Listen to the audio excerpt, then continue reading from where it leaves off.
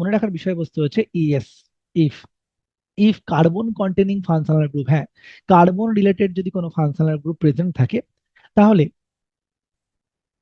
খুব গুরুত্বপূর্ণ কথা, substituent then except aldehyde carbon is not included in main chain.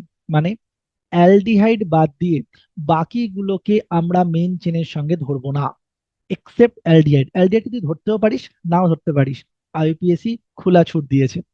আর একটা কি, when three or more same carbon containing, এই প্রতিটা কথা খুব গুরুত্বপূর্ণ, three or more same carbon containing functional groups are directly attached with parent chain বা principal chain, then all functional groups are treated like secondary suffix. এটা মনে রাখবি, তাহলে সেকেন্ডারি সাফিক্স রূপে বিবেচিত হবে। কালা সেকেন্ডারি সাফিক্স বা প্রেফিক্স কোনটা হবে, এই সম্পর্কে আমি বেসিকে অনেক ভালোভাবে বলে রেখেছি। ওই স্ক্রিনশট তুলে ওই পার্টটা দেখে তখন খাতার মধ্যে রেখে এই লেকচারটা দেখ, দারুণ মজা লাগবে।